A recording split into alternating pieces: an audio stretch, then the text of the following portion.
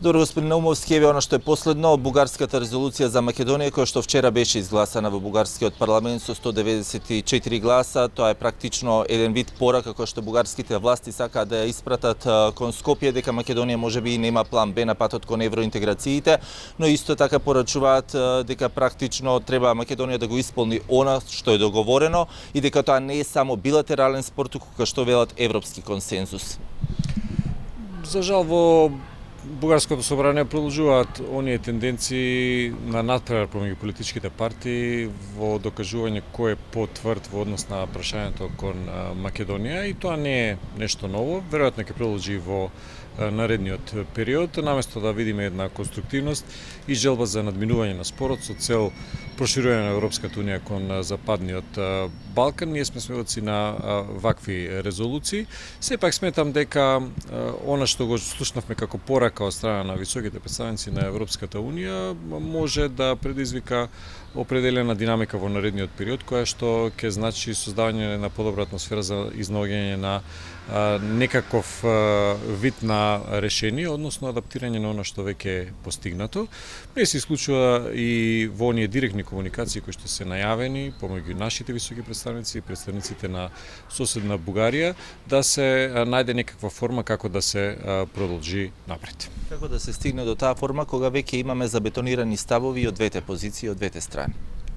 Она што го слушнавме на пресконференцијата на високата представничка на Европската унија овде, најави дека доколку и двете страни не се поместат од своите позиции, Европската унија размислува за некаков план Б, нешто што беше најавено и за Украина и низината евентуална блокада од некои држави членки на Европската унија. Останува да видиме што ќе биде тој евентуален план Б на Европската унија за надминување на ова статус кво и на оваа блокада која што ја имаме. Нашиот дел од работата и исполнувањето на критериумите треба да продолжи без разлика како ќе се одвиваат овие активности со Бугарија, и верувам дека во наредните недели и месеци ќе можеме да посведочиме дека се прават напори и од двете страни и од страна на институциите на Европската унија да се надмине прашањето. Така, во среда се очекува да биде презентирана и македонската резолуција пред Европскиот парламент. Каква дебата можеме да очекуваме? Се очекува дека противниците на оваа резолуција нема да останат пасивни пред представниците на Бугарија, меѓутоа можеби од некои други држави членки на Европската унија. Очекуваме на прилично жестока дебата за спротивставување на аргументите, иако се работи за резолуција која што само ја потврдува реалноста на постоењето на македонскиот посебен идентитет и македонскиот јазик, нешто што во Европската унија како заедница на различни идентитети и јазици не би требало да се доведува во прашање. Меѓутоа, за жал, има определени држави членки и политички партии од тие држави членки на Европската унија кои што се уште се занимаваат со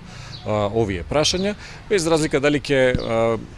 успееме да издействуваме оваа резолуција да биде усвоена во оваа форма кака што е предложена. Сепак за позорување тоа што оваа резолуција е поддржана од представниците на сите групации во Европскиот парламент, што значи дека оние активности кои што ги презема нашата дипломатија во европските институции даваат резултати. Дали можеби по примерот на бугарската резолуција која што беше донесена во бугарскиот парламент, треба и македонските политичари или сите можеби народни избраници во македонското собрание да се фокусираат на правење на една таква заедничка македонска резолуција? Недостатокот на едно национално единство во однос на надворешната политика е нешто што за жал го имаме како ситуација последните 20 на години. Би требало и политичките лидери, поттикнати и од страна на останати фактори во општеството, да пристапат кон формирање на еден толку посакуван национален консензус за прашањата и во внатрешната политика, меѓутоа особено за надворешната политика и прашањата поврзани со европската интеграција. Иако тие резолуции понекогаш можеби остануваат само во рамките на нашата внатрешна употреба, сепак ќе дадат еден јасен сигнал за нашите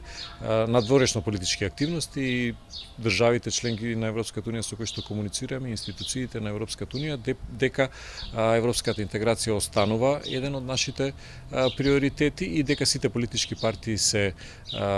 обединети околу тој наш надворешно политички приоритет, и истовремено сите политички партии се обединуваат околу определени позиции кои што би требало да представуваат своевидна црвена линија до каде може нашата дипломатија да оди во разговорите и што е она што представува наш суштински надворешно политички и национален интерес.